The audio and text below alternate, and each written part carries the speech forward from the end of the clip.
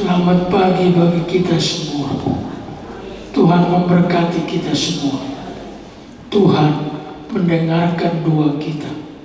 Tuhan menyembuhkan penyakit kita. Tuhan membuat kita melihat mujizat-mujizatnya. Penampakan Yesus. Yohanes 20 ayat 19. Ketika hari sudah malam pada hari pertama minggu itu, berkumpullah murid-murid Yesus di suatu tempat dengan pintu-pintu yang terkunci karena mereka takut kepada orang-orang Yahudi. Pada waktu itu datanglah Yesus dan berdiri di tengah-tengah mereka dan berkata, "Damai sejahtera bagi kamu." Dan sesudah berkata demikian, ia menunjukkan tangannya dan lambungnya kepada mereka. Murid-murid itu bersukacita ketika mereka melihat Tuhan. Maka kata Yesus sekali lagi, "Damai sejahtera bagimu, bagi kamu." Sama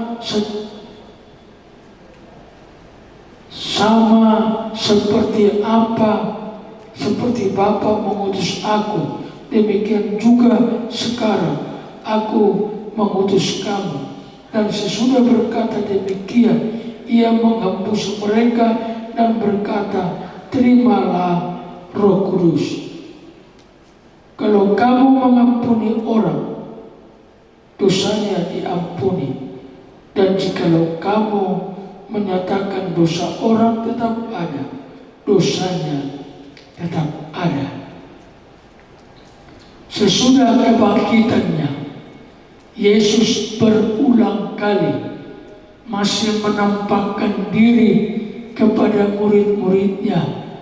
Dan selama 40 hari dia masih ada di dalam dunia. Kemudian beliau naik ke surga.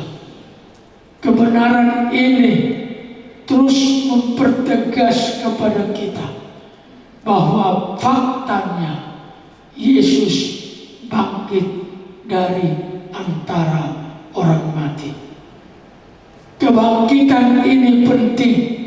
Penampakan Yesus penting supaya tidak ada kebohongan yang perlu kita tahu. Ini bukan cerita agama di mana seseorang menerima ilham atau apa namanya, kemudian dia cerita apa yang di dalam Alkitab menjadi sebuah kebenaran. Alkitab kita tidak punya cerita seperti itu. Alkitab kita menceritakan fakta-fakta yang terjadi di dalam kehidupan kekristenan.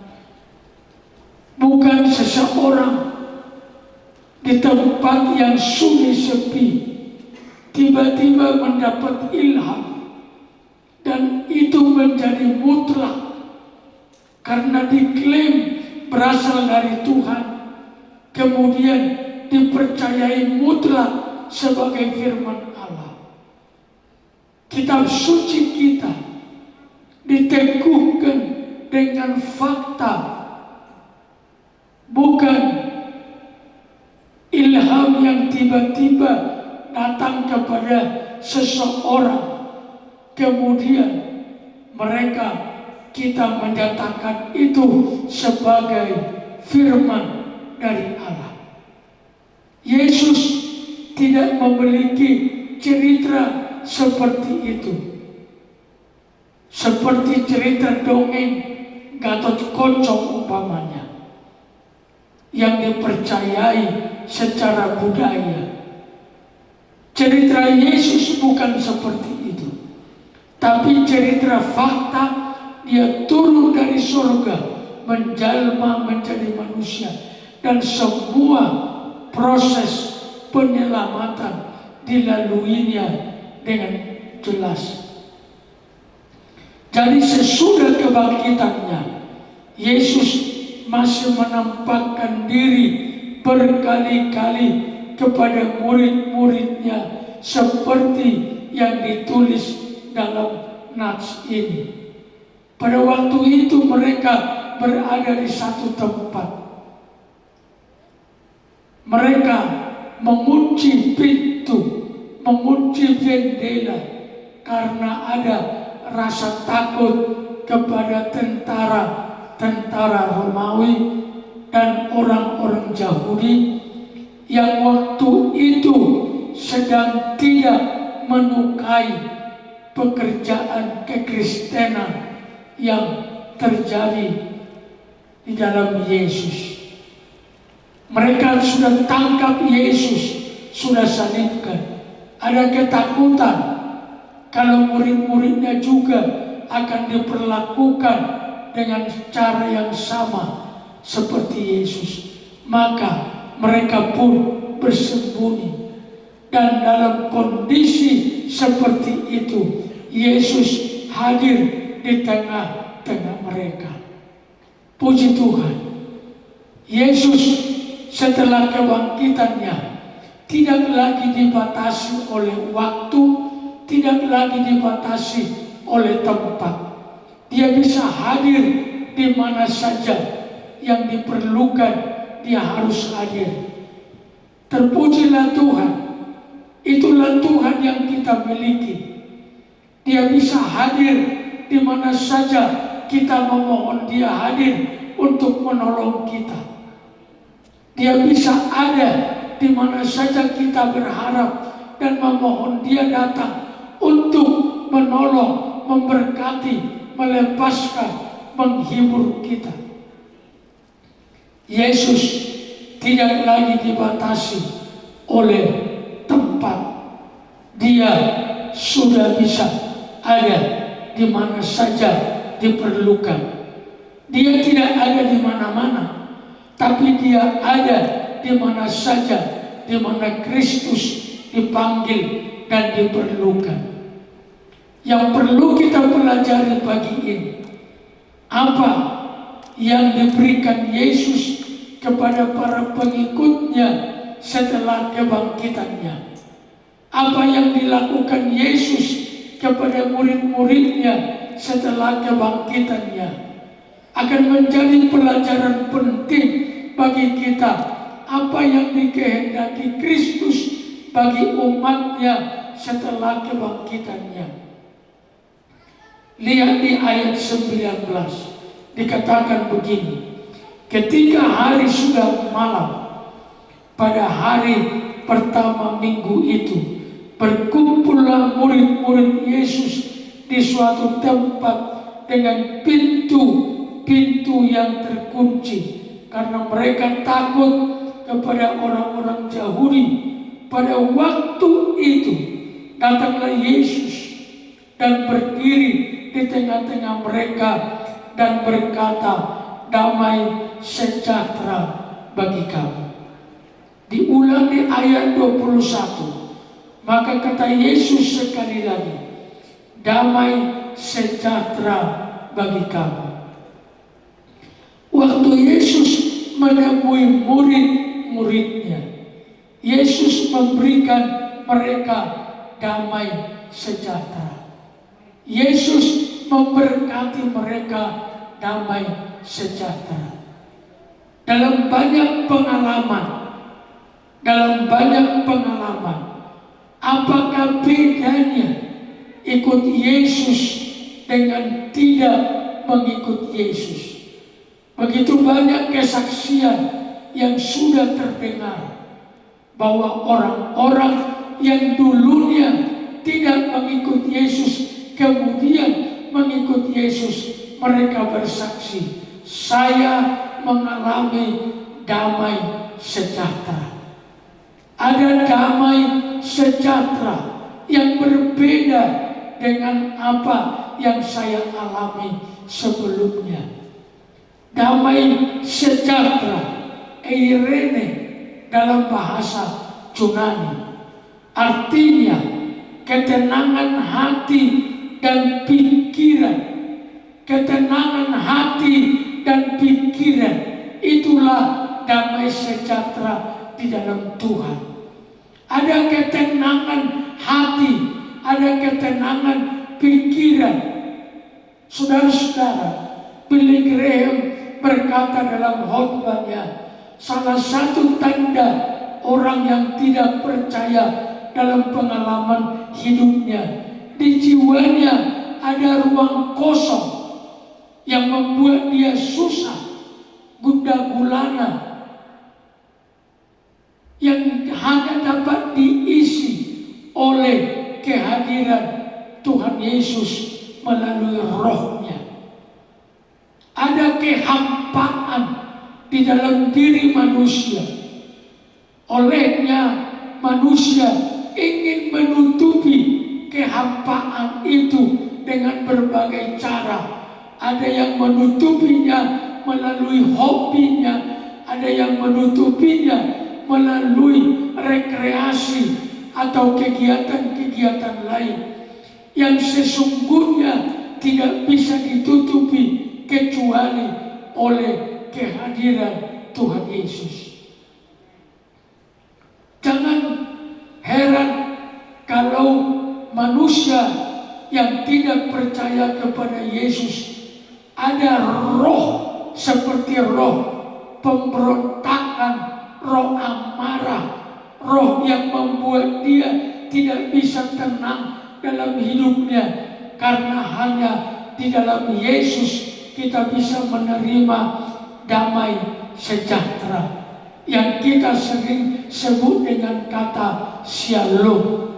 Shalom itu adalah ketenangan hati dan pikiran berlandaskan pengetahuan bahwa semua beres di antara kita dengan Bapa yang di sorga. Damai sejahtera itu bukan damai sejahtera yang membabi buta, tetapi berlandaskan pikiran, pengetahuan yang sadar betul bahwa damai sejahtera ini, ketenangan ini berasal dari Tuhan Bapa di dalam sorga. Itulah yang diberikan Yesus kepada murid-muridnya. Ciri utama dari kekristenan adalah damai sejahtera.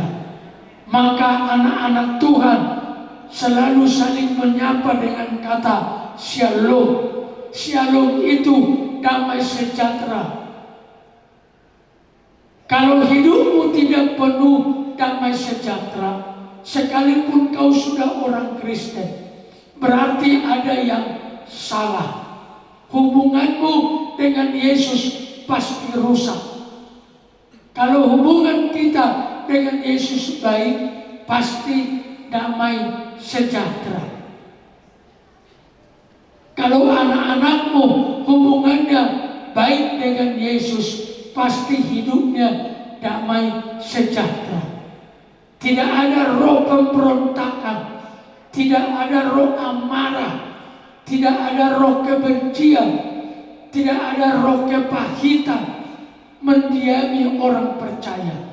Karena Yesus memberkati kita dengan damai sejahtera. Bayangkan kalau orang-orang mengatasnamakan Tuhan untuk melampiaskan amarah. Kepercayaan model apa seperti itu? Orang bisa melampiaskan amarahnya dengan berteriak-teriak menyebut nama Allah. Kepercayaan model apakah yang dihasilkan seperti itu? Itulah sebabnya kenapa orang-orang Kristen lebih tenang, lebih damai. Diusik saja orang-orang Kristen itu pasti lebih tenang, lebih damai. Apalagi tidak diusik, pasti damai.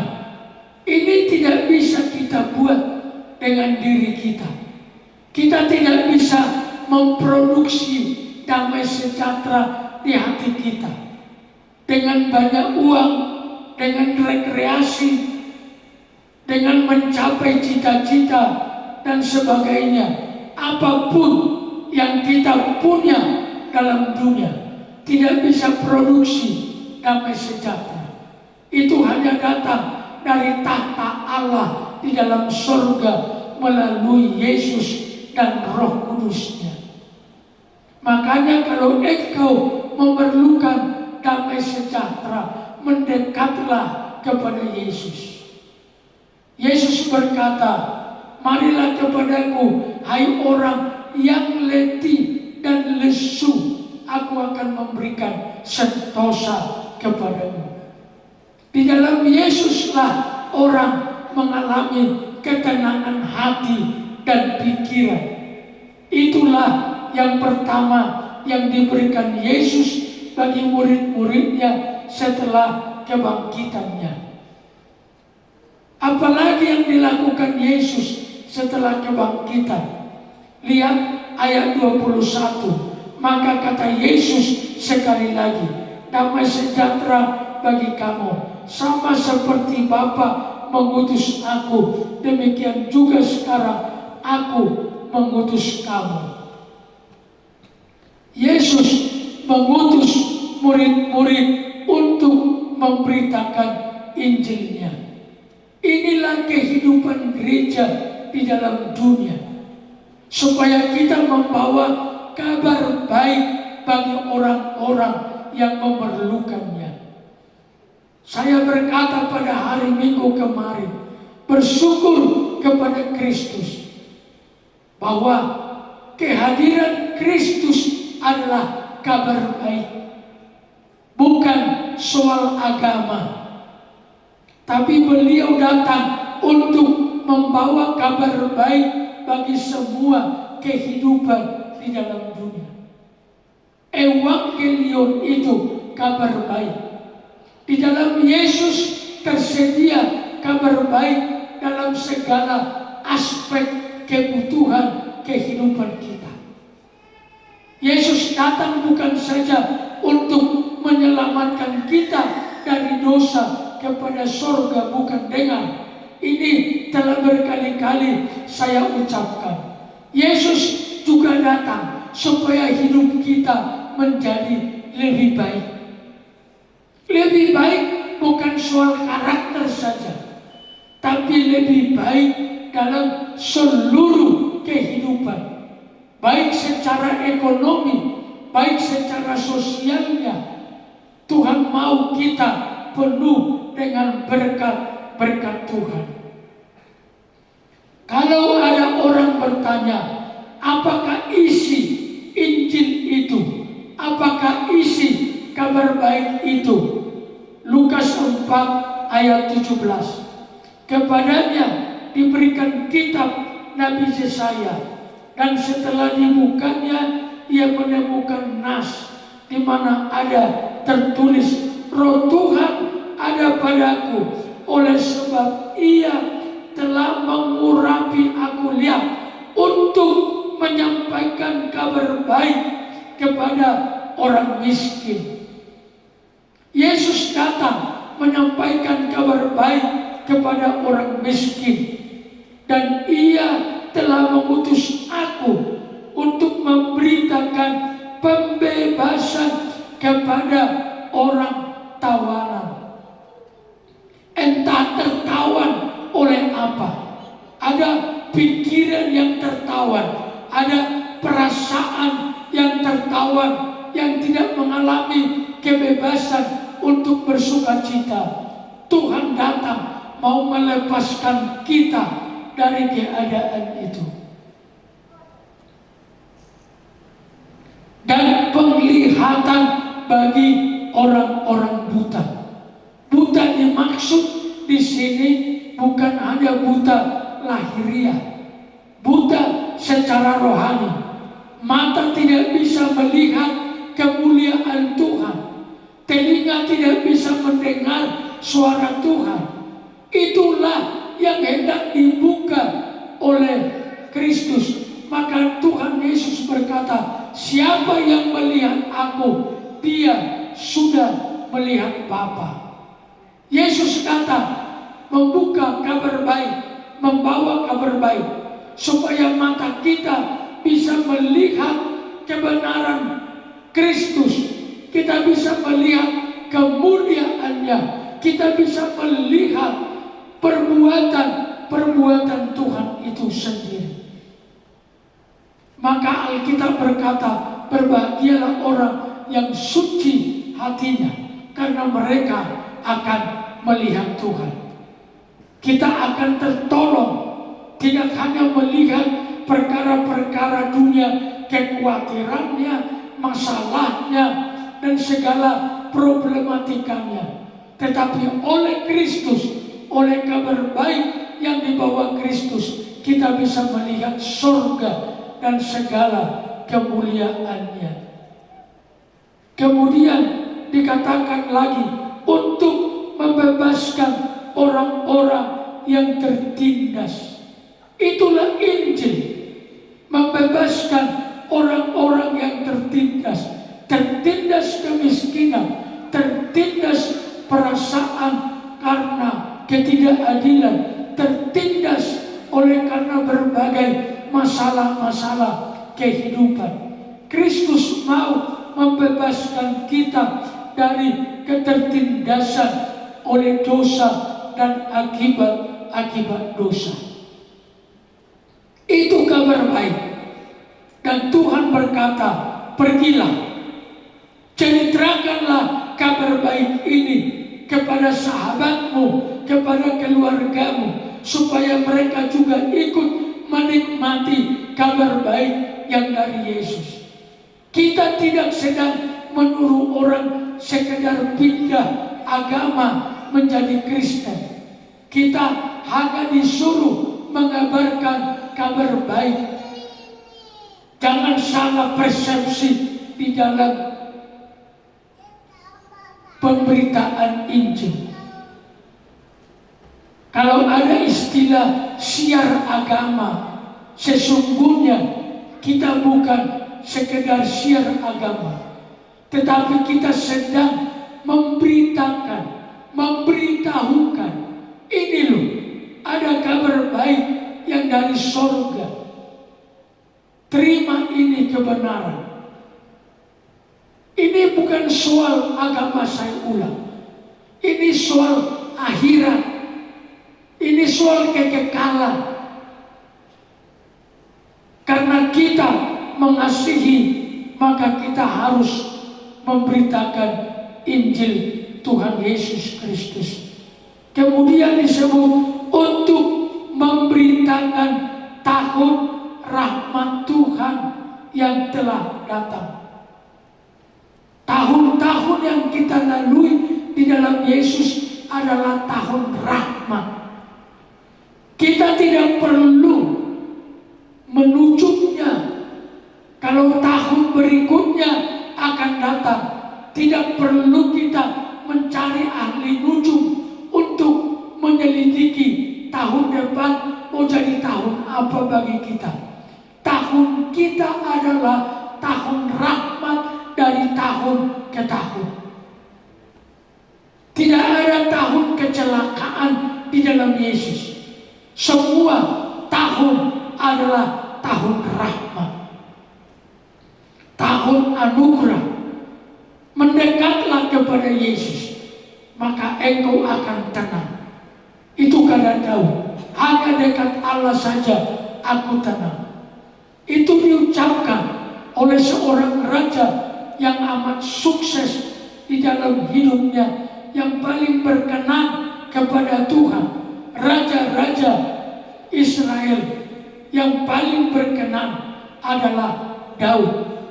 Dia punya semua, apa saja yang dimiliki oleh raja, dia punya kekayaan, kemuliaan, kebesaran. Tetapi dia bilang, hanya dekat Allah aku tenang. Maka dekatlah dengan Tuhan. Damai sejahteranya bagimu, rahmatnya bagimu, kelepasannya bagimu. Itu itulah yang ditawarkan oleh Injil. Injil tidak menawarkan hukum, tetapi Injil menawarkan kebaikan bagi kehidupan umat manusia. Yang ketiga yang dilakukan Yesus bagi muridnya setelah kebangkitan, lihat ayat 22. Dan sesudah berkata demikian, ia menghambusi mereka dan berkata, terimalah Roh Kudus. Ia menghambusi murid-muridnya. Ini sangat perlu untuk kita tahu. Bapak Ibu saudara-saudara yang saya cinta, menghambusi di dalam terjemahan Septuaginta disebut empusao. Menghambusi, lihat di Kejadian 2 ayat 7, itu sama dengan kata menghembuskan napas hidup. Waktu Allah Bapa mencipta manusia pertama Adam dari tanah, Alkitab menceritakan kepada kita kemudian, maka Allah menghembuskan napas hidup ke lubang hidupnya Adam. Maka sejak itulah manusia hidup. Tuhan berbagi hidupnya kepada Adam melalui hembusan hidup. Manusia bernapas lewat hidup, itu alasannya.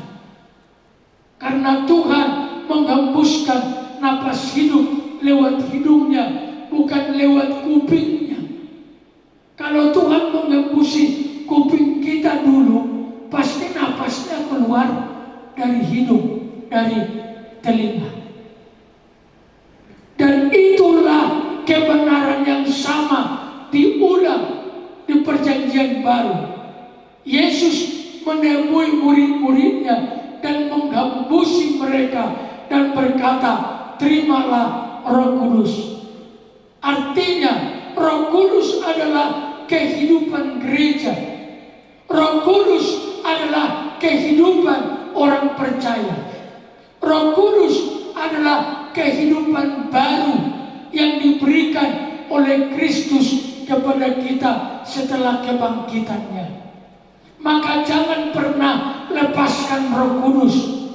Itulah kehidupanmu yang baru setelah kebangkitan. Tuhan berbagi hidupnya kepada kita melalui Roh Kudus.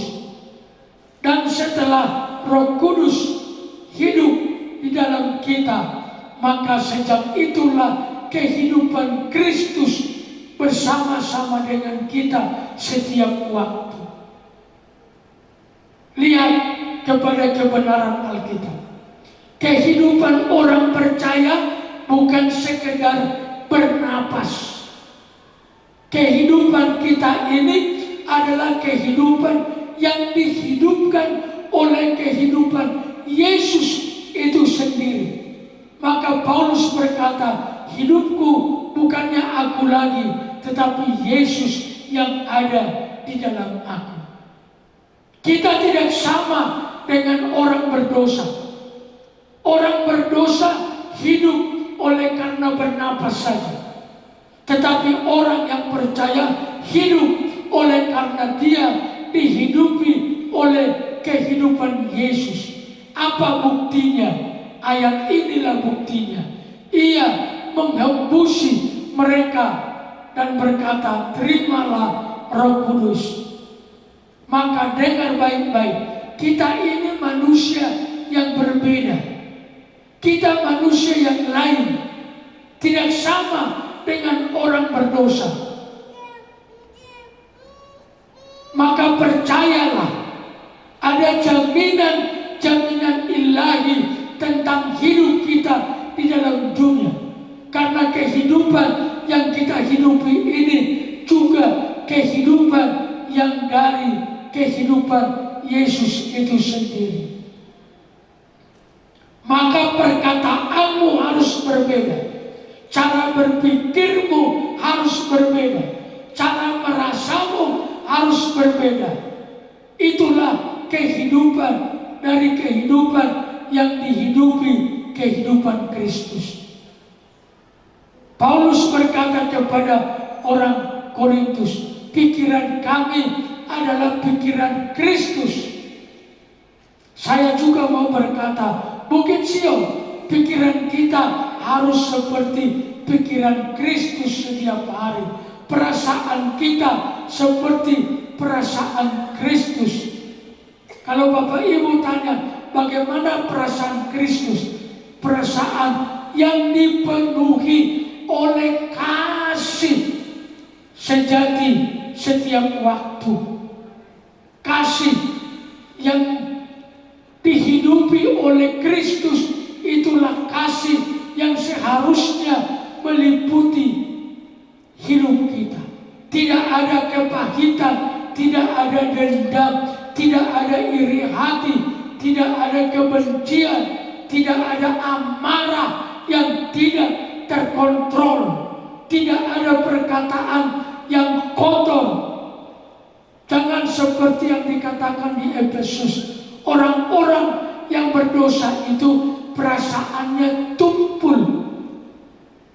Jangan sampai perasaan kita tumpul, karena di dalam kita ada kehidupan ilahi melalui Kristus Yesus Tuhan kita. Efesus berkata, tetapi sekarang di dalam Kristus Yesus, kamu yang dahulu jauh sudah menjadi dekat oleh darah Kristus, karena dialah damai sejahtera kita yang telah mempersatukan kedua pihak dan yang telah merubuhkan tembok pemisah, yaitu perseteruan. Sebab dengan matinya sebagai manusia, ia telah membatalkan hukum Taurat dengan segala perintah dan ketentuannya, untuk menciptakan keduanya menjadi satu baru di dalam dirinya, dan dengan itu mengadakan damai sejahtera, dan untuk memperdamaikan keduanya di dalam satu tubuh dengan Allah oleh salib, dengan melenyapkan perseteruan pada salib itu. Kita telah dipersatukan di dalam Kristus. Dipersatukan dengan Kristus itu sendiri oleh kematiannya, dipersatukan juga dengan sesama kita orang percaya di dalam Kristus. Kaulah saudaraku, kaulah saudaraku di dalam Tuhan. Sampai di sorga tidak ada yang memisahkan kita.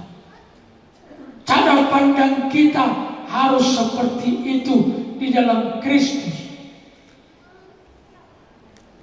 Kita harus menjadi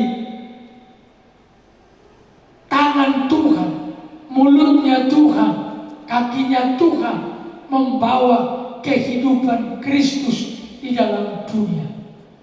Kiranya Tuhan memberkati engkau dengan damai sejahtera-Nya. Tuhan memenuhi kehendak-Nya di dalam dirimu, memberitakan Injil, dan kiranya kehidupan Kristus berdiam di dalam kehidupanmu selama-lamanya. Maka jangan berbuat dosa lagi, ikutlah Tuhan sampai pada akhirnya. Amin.